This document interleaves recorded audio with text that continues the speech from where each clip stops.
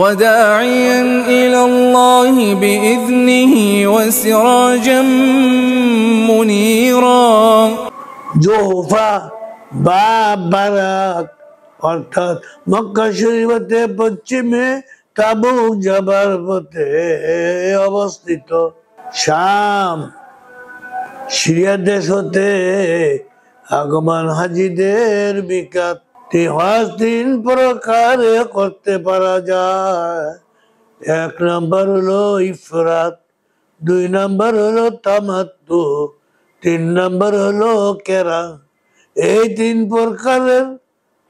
3 প্রকার হজ্জের মধ্যে যে কোনো প্রকার হজ্জের ইহরাম বেঁধে মিকাত অতিক্রম করতে পারে। ইফরাদ শুধু হজ্জের নিয়তে মিকাত হতে অর্থাৎ নির্দিষ্ট স্থান হতে ইহরাম বেঁধে মক্কা শরীফ যে হজ করাকে ইফরাদ বলে। ইফরাদ হজ্জের নিয়ত আল্লাহুম্মা ইন্নী উরিদুল হজ্জ ফাফসিরহু লি ওয়া তাকাব্বালহু মিন্নি। হে আল্লাহ সুবহানাহু ওয়া তাআলা, আমি হজ করার জন্য নিয়ত করলাম, আপনি তো আমার জন্য সহজ করে দিন। আপনি আমাকে হজ করার জন্য আমাকে সহজ পদ্ধতি করে দিন, সহজ করে দিন এবং আমার পক্ষ হতে কবুল করুন। তামাত্তু হজ শুধু উমরার নিয়তে মিকাত হতে ইহরাম বেঁধে মক্কা শরীফ যে হজ করাকে হজ্জে তামাত্তু বলে। হজ্জে তামাত্তু হচ্ছে ইফরাদ হতে উত্তম।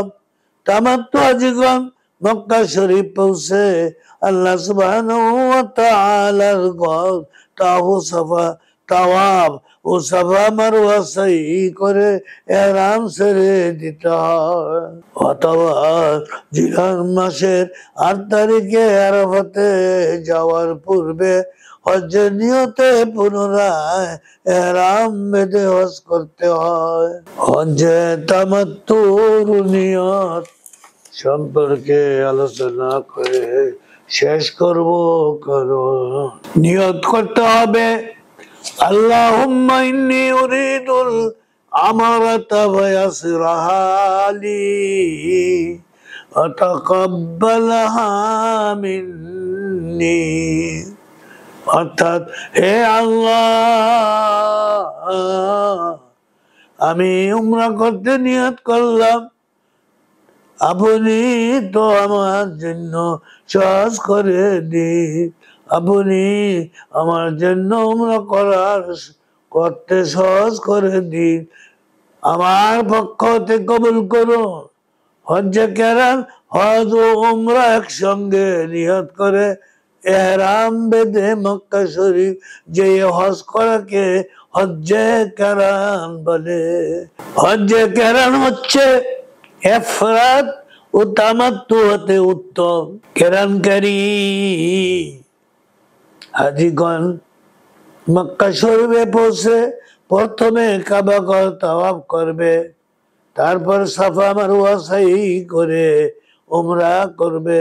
এইসব কাজ করার পরও যদি যতদিন হজ না হয় ততদিন পর্যন্ত ইহরাম অবস্থায় থাকতে হবে। অথবা 2 রাকাত সুন্নতে ইহরামের নামাজ পড়বে। হায়েজ ও নেফাস ওয়ালি স্ত্রী লোক ইহরামের নামাজ পড়বে না। এই নামাজের প্রথম রাকাতে সূরা ফাতিহার পর সূরা কাফিরুন, দ্বিতীয় রাকাতে সূরা ফাতিহার পর সূরা ইখলাস পড়া অতি উত্তম। 3 বার উচ্চ স্বরে নিম্নলিখিত তালবিয়া দোয়াটি পড়বে।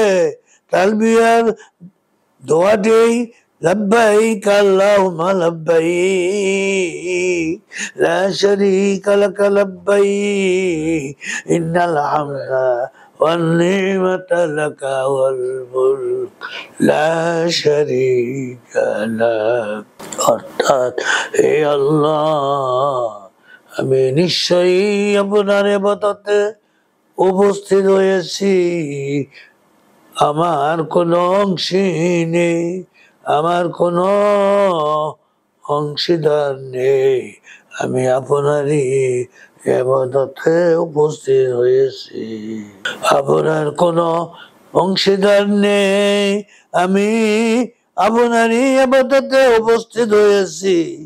সমস্ত প্রশংসা দান ও রাজত্ব নিশ্চয়ই আপনারই, এই জন্যে তোমার কোনো অংশী নেই, আপনার কোনো অংশীদার নেই।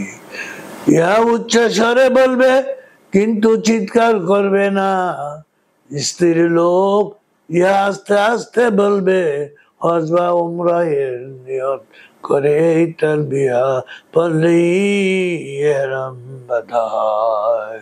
অথবা আস্তে আস্তে দুরূদ শরীফ পরে দোয়া করবে, হে পরওয়ারদিগার কবুল করুন অতি উত্তম সময় যখন হযরত মুহাম্মদ মুস্তাফা সাল্লাল্লাহু আলাইহি সাল্লাম এরও দোয়া করেছিলেন, আল্লাহুম্মা ইন্নী আসআলুকা রিদাকা ওয়াল জান্নাতা ওয়া আউযু বিকা মিন গাদাবিকা ওয়ান নার। হে আল্লাহ, আপনার সন্তুষ্টি, আপনার সন্তুষ্টি উভেস্ত চাইতেছি, আপনার অসন্তুষ্টি ও দুজক হতে আপনার নিকট আশ্রয় প্রার্থনা করিতেছি। ইহরাম বাঁধা অবস্থায় যা করা নিষেধ শুনুন, এরা পড়লেই চলবে না। এহরাম